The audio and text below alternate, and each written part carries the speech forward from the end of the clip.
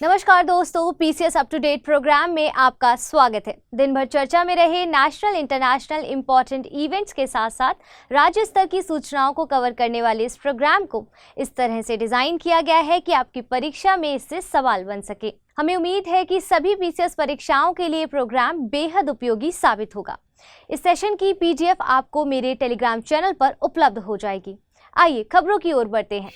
भारत को उसका सबसे तेज सुपर कंप्यूटर मिलने जा रहा है। हाल ही में यूनियन अर्थ साइंसेज मिनिस्टर किरेन रिजिजू ने कहा है कि भारत 18 पेटाफ्लॉप सिस्टम एस्टेब्लिश करने के लिए तैयार है। नए अपग्रेडेड सिस्टम की कैपेसिटी भारत के सबसे तेज सुपर कंप्यूटर से अप्रॉक्स 3 गुना ज्यादा है। करेंटली भारत के most powerful civilian super computers Pratyush और मिहिर है, जिनकी कंबाइंड कैपेसिटी 6.8 पेटाफ्लॉप्स के करीब है। इस नई हाई स्पीड प्रोसेसिंग पावर से mathematical calculations and next 2-3 months की वेदर फोरकास्टिंग इजीली पॉसिबल हो जाएगी। इस सुपर कंप्यूटर का नामकरण होना अभी बाकी है। इसे ATOS नामक फ्रेंच कॉरपोरेशन से इंपोर्ट किया जा रहा है। इनकी वैल्यूएशन अप्रॉक्स 900 करोड़ है। फ्रेंच से किया जा रहा ये इंपोर्ट इंडिया फ्रांस 2018 डील का पार्ट है। इस डील के अकॉर्डिंग भारत 2025 तक फ्रांस से 4500 करोड़ के हाई परफॉर्मेंस कंप्यूटर्स परचेज करेगा। गौरतलब है कि डॉक्टर विजय पी भटकर को भारत की सुपर कंप्यूटिंग का पिता माना जाता है। इन्हीं के एफर्ट से Bharat world super computing revolution में भागीदारी कर रहा है। आपको बताते चले कि वर्ल्ड के टॉप 3 सुपर कंप्यूटर फ्रंटियर यानी यूएसए की, फुगाकू जापान और ल्यूमी फिनलैंड है। भारत के प्रधानमंत्री 28 मई को नए संसद भवन का इनॉग्रेशन करने जा रहे हैं। इस ओकेशन पर तमिलनाडु के विद्वान एक हिस्टोरिक सेंगोल प्रधानमंत्री नरेंद्र मोदी को देंगे।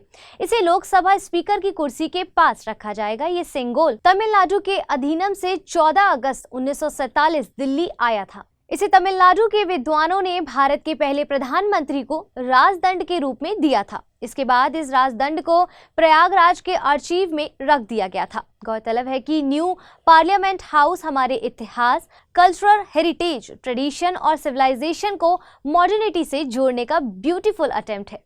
इस अवसर पर सेंगोल को रीस्टैब्लिश करके हिस्टोरिकल ट्रेडिशन को रिवाइव किया जाएगा।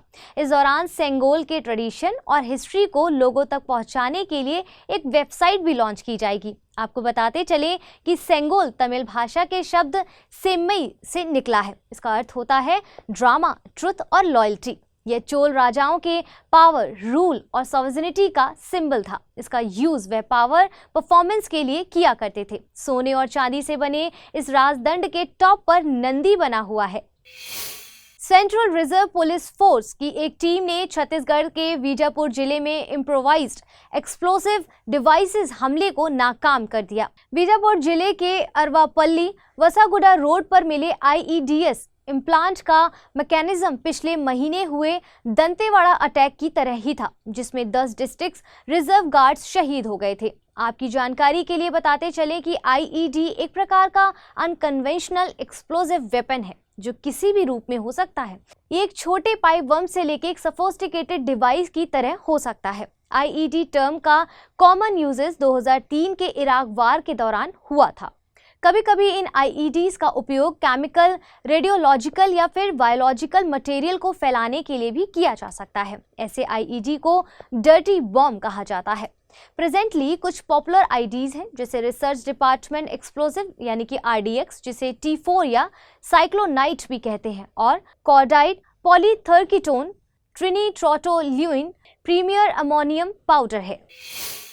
हाल ही में नासा की जेट प्रोपल्सन लेबोरेटरी ने यूरेनस पर पोलर साइक्लोन होने की कंफर्मेशन दी है। साइंटिस्ट ने यह भी कंफर्मेशन आइस जेंट के निकलने वाली रेडियो वेव्स की जांच करने के बाद दी। JPL ने यूरेनस के नॉर्थ पोल पर इस साइक्लोन का पता लगाया है। इस ऑब्जर्वेशन से एक सोलर हाइपोथेसिस की कंफर्मेशन हो गई है, जो ये मानती है कि सोलर सिस्टम में सबस्टेंशनल एटमॉस्फेयर्स वाले सभी ग्रह ध्रुवों पर रोटेटिंग वर्टेक्स होते हैं, फिर चाहे वह प्लैनेट रॉक से बना हो या फिर गैस से बना हो। आपको बताते चलें कि यूरेनस का मोस्ट ऑफ द मास जल, मीथेन और अमोनिया जैसे आइसी मटेरियल से कंपोज्ड है। यह अपनी ऑर्बिट प्लेन से 90 डिग्रीज के एंगल पर रोटेट करता है। साथ ही वीनस की तरह यूरेनस भी सोलर सिस्टम में क्लॉकवाइज रोटेशन करता है। यूरेनस को सूर्य की परिक्रमा करने में 84 अर्थ ईयर्स लगते हैं। इस प्लैनेट के अभी तक 27 नोन सैटेलाइट्स हैं।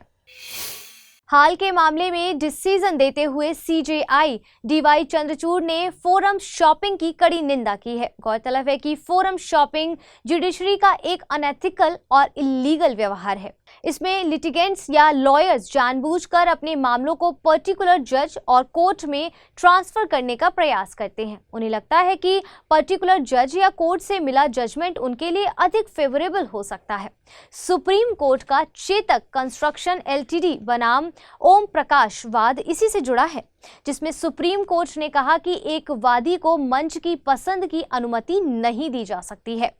इस प्रॉब्लम के सॉल्यूशन के रूप में most of law countries forum non convenience principle का यूज करती हैं। इस प्रिंसिपल के थ्रू कोर्ट अपनी डिस्क्रिशनरी पावर्स का यूज करते हुए किसी मामले को अपनी किसी एप्रोप्रिएट बेंच को एलोकेट करते हुए डिसमिस कर सकता है। आपको बताते चलें कि Vijay Kumar Ghai versus state of West Bengal मामले में सुप्रीम कोर्ट के एक बेंच ने फोरम शॉपिंग को डिसरप्टिबल प्रैक्टिस बाय द कोर्ट्स करार दिया था। तो फिलहाल के लिए इस सेशन में इतना ही। जल्द मिलेंगे एक और नए सेशन के साथ। तब तक के लिए धन्यवाद।